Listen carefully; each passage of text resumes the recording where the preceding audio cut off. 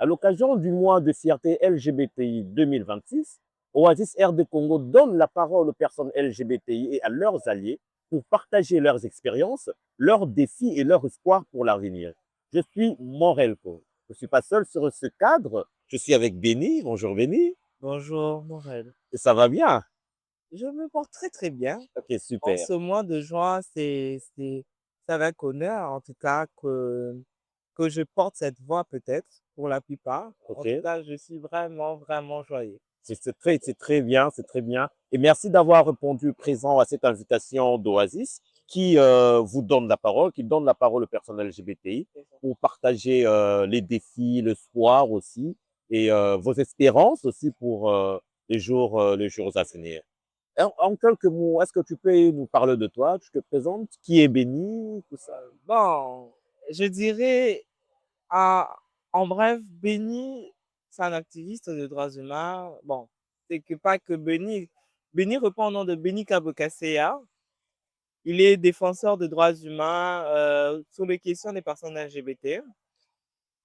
En fait, Béni vise à un monde plus inclusif, à un monde où tout le monde aura à parler comme nous aujourd'hui et à apporter un plus dans le développement de ces pays. C'est un peu ça, Béni. Ok, vous avez parlé sur, vous avez évoqué un mot de droit. Vous êtes activiste pour défense de droits humains. Ouais, c'est ça. Alors, étant personne membre de la communauté LGBT, quel est votre vécu au quotidien en RDC, spécialement à Kinshasa? Bon, mon vécu au sein de la ville de Kinshasa, bon, bon, c'est une histoire en tout cas qui pourrait inspirer beaucoup. Mon vécu n'a jamais été facile parce que bon, vous voyez vous-même, j'ai des cheveux et des fois j'ai une expression un peu plus extravagante. Ça n'a jamais été facile de rencontrer une société où tout le monde juge par rapport à une expression, par rapport à une voix quelconque ou soit à un dictat. Et cela n'a jamais été facile.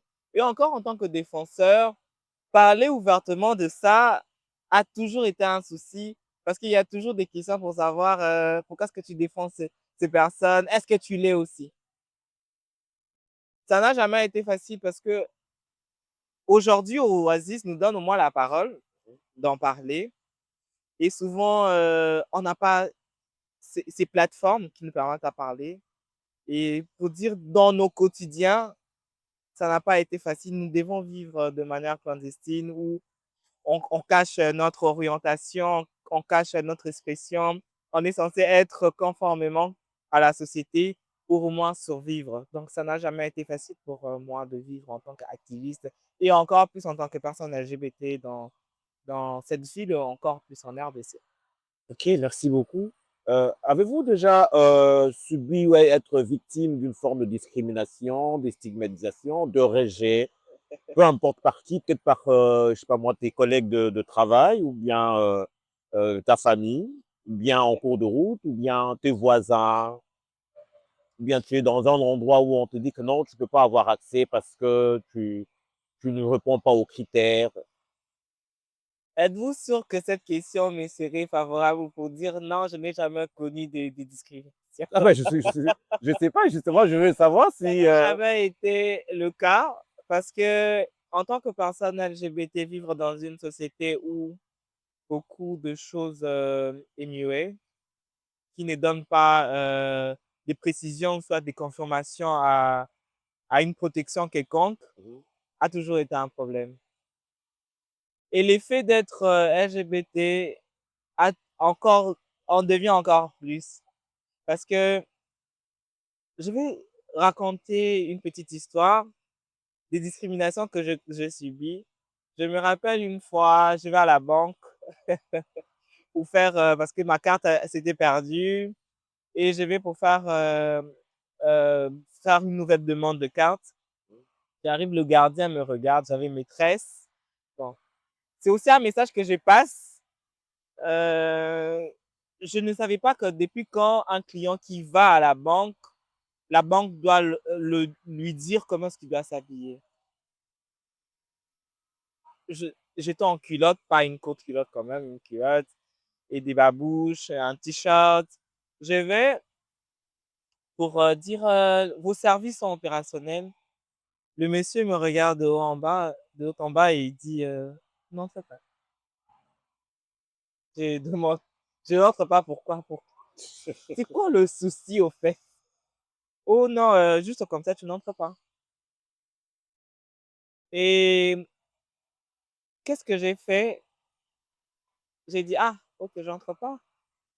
Ok. Je me suis fait violence, je suis entré. Au moment où lui, il était distrait et il me suivait, c'était comme si je n'entendais pas. En fait, au moment où je suis arrivé devant les personnes de réception, je leur ai posé la question, depuis quand vous chassez une personne pour son accoutrement? Oh non, on ne chasse pas de gens pour leur accoutrement.